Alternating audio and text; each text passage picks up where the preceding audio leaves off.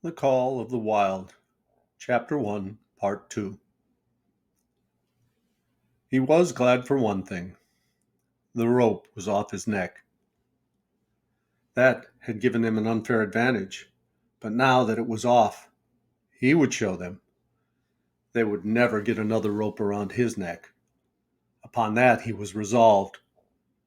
For 2 days and nights he neither ate nor drank, and during those 2 days and nights of torment he accumulated a fund of wrath that boded ill for whoever first fell foul of him. His eyes turned bloodshot, and he was metamorphosed into a raging fiend. So changed was he that the judge himself would not have recognized him, and the express messenger breathed with relief when they bundled him off the train at Seattle. 4 men gingerly carried the crate from the wagon into a small, high-walled backyard. A stout man with a red sweater that sagged generously at the neck came out and signed the book for the driver. That was the man, Buck divined, the next tormentor, and he hurled himself savagely against the bars. The man smiled grimly and brought a hatchet and a club. "You ain't going to take him now?" the driver asked. "Sure," the man replied, driving the hatchet into the crate for a pry. There was an instantaneous scattering of the 4 men who had carried it in, and from safe perches on top the wall, they prepared to watch the performance. Buck rushed at the splintering wood, sinking his teeth into it, surging and wrestling with it. Wherever the hatchet fell on the outside, he was there on the inside, snarling and growling, as furiously anxious to get out as the man in the red sweater was calmly intent on getting him out. "Now, you red-eyed devil," he said, when he had made an opening sufficient for the passage of Buck's body.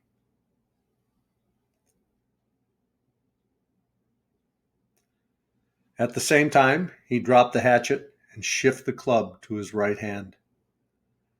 And Buck was truly a red-eyed devil. As he drew himself together for the spring, hair bristling, mouth foaming, a mad glitter in his bloodshot eyes, straight at the man he launched his 140 pounds of fury, surcharged with the pent passion of 2 days and nights. In midair, just as his jaws were about to close on the man, he received a shock that checked his body and brought his teeth together with an agonizing clip. He whirled over, fetching the ground on his back and side. He'd never been struck by a club in his life and did not understand. With a snarl that was part bark and more scream, he was again on his feet and launched into the air.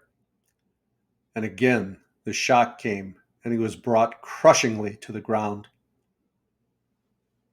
This time he was aware that it was the club, but his madness knew no caution. A dozen times he charged, and as often the club broke the charge and smashed him down. After a particularly fierce blow, he crawled to his feet, too dazed to rush. He staggered limply about, the blood flowing from nose and mouth and ears, his beautiful coat sprayed and flecked with bloody slaver. Then the man advanced and deliberately dealt him a frightful blow on the nose. All the pain he had endured was nothing compared with the exquisite agony of this. With a roar that was almost lion-like in its ferocity, he again hurled himself at the man. But the man, shifting the club from right to left, coolly caught him by the under jaw, at the same time wrenching downward and backward. Buck described a complete circle in the air and half of another, then crashed to the ground on his head and chest. For the last time he rushed. The man struck the shrewd blow he had purposely withheld for so long, and Buck crumpled up and went down, knocked utterly senseless. "He's no slouch at dog breaking, that's what I say," one of the men on the wall cried enthusiastically. "Druther break cayuses any day, and twice on Sundays," was the reply of the driver as he climbed on the wagon, and started the horses. Buck's senses came back to him, but not his strength. He lay where he had fallen, and from there, he watched the man in the red sweater. "Answers to the name of Buck," the man soliloquized, quoting from the saloon keeper's letter, which had announced the consignment of the crate and contents. "Well, Buck, my boy," he went on in a genial voice, "we've had our little ruction, and the best thing we can do is to let it go at that. You've learned your place, and I know mine. Be a good dog, and all'll go well, and the goose hang high. Be a bad dog, and I'll whale the stuffin' out of you. Understand?" As he spoke, he fearlessly patted the head he had so mercilessly pounded. And though Buck's hair involuntarily bristled at the touch of the man, he endured it without protest. When the man brought him water, he drank eagerly, and later bolted a generous meal of raw meat, chunk by chunk, from the man's hand. He was beaten, and he knew that, but he was not broken. He saw once and for all that he stood no chance against a man with a club. He had learned the lesson, and in all his afterlife, he never forgot it. The club was a revelation. It was his introduction to the reign of primitive law, and he met the introduction halfway. The facts of life took on a fiercer aspect, and while he faced that aspect uncowed, he faced it with all the latent cunning of his nature aroused. As the days went by, other dogs came, in crates and at the end of ropes, some docilely, some raging and roaring as he had come, and one and all, he watched them pass under the dominion of the man in the red sweater. Again and again, as he looked at each brutal performance, the lesson was driven home to Buck. A man with a club was a lawgiver, a master to be obeyed, though not necessarily conciliated. Of this last, Buck was never guilty, though he did see beaten dogs that fawned upon the man, and wagged their tails and licked his hand. Also, he saw one dog that would neither conciliate nor obey, finally killed in the struggle for mastery. Now and again, men came, strangers who talked excitedly, wheedlingly, and in all kinds of fashions to the man in the red sweater. And at such times that money passed between them, the strangers took one or more of the dogs away with them. Buck wondered where they went, for they never came back. But the fear of the future was strong upon him, and he was glad each time when he was not selected. Yet his time came in the end in the form of a little weazened man who spat broken English and many strange and uncouth exclamations which Buck could not understand. "Sacred damn!" he cried when his eyes lit upon Buck. "Dat one damn bully dog, eh? How much?" 300, and a present at that, was the prompt reply of the man in the red sweater.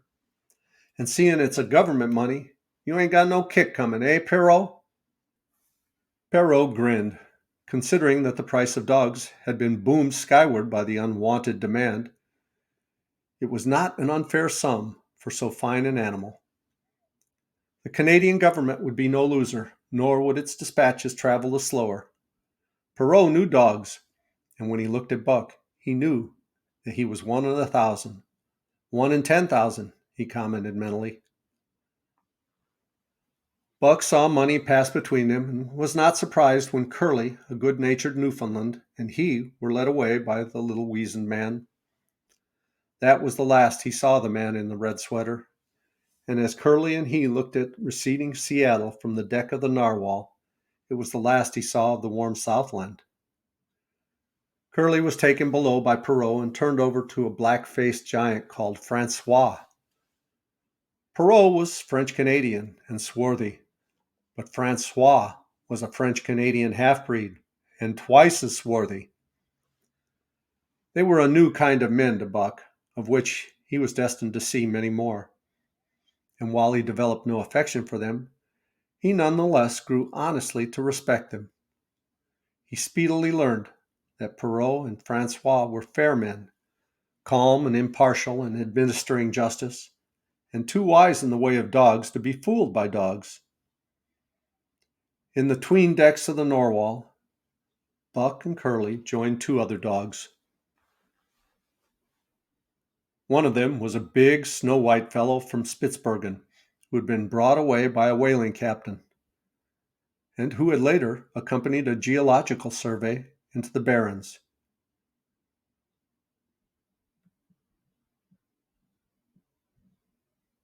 He was friendly in a treacherous sort of way, smiling into one's face the while he meditated some underhand trick, as for instance, when he stole from Buck's food at the first meal. As Buck sprang to punish him, the lash of Francois's whip sang through the air, reaching the culprit first, and nothing remained to Buck but to recover the bone.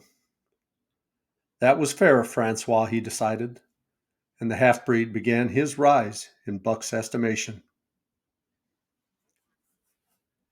The other dog made no advances nor received any. Also, he did not attempt to steal from the newcomers. He was a gloomy, morose fellow, and he showed Curly plainly that his desire was to be left alone, and further that there would be trouble if he were not left alone. Dave, he was called, and he ate and slept or yawned between times, and took interest in nothing, not even when the Narwhal crossed Queen Charlotte Sound and rolled and pitched and bucked like a thing possessed. When Buck and Curly grew excited, half wild with fear, he raised his head as though annoyed, favored them with an incurious glance, yawned, and went to sleep again. Day and night the ship throbbed in the tireless pulse of the propeller, and though one day was very like another, it was apparent to Buck that the weather was steadily growing colder. At last, one morning, the propeller was quiet, and the Narwhal was pervaded with an atmosphere of excitement. He felt it, as did the other dogs, and knew that a change was at hand. Francois leashed them and brought them on deck. At the first step upon the cold surface, Buck's feet sank into white, mushy something very like mud. He sprang back with a snort. More of this white stuff was falling through the air. He shook himself, but more of it fell upon him.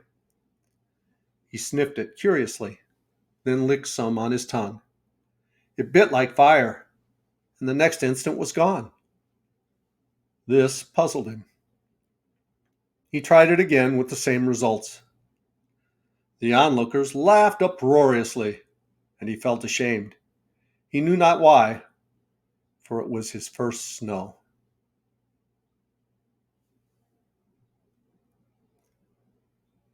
And we'll go on to chapter 2 in the next video.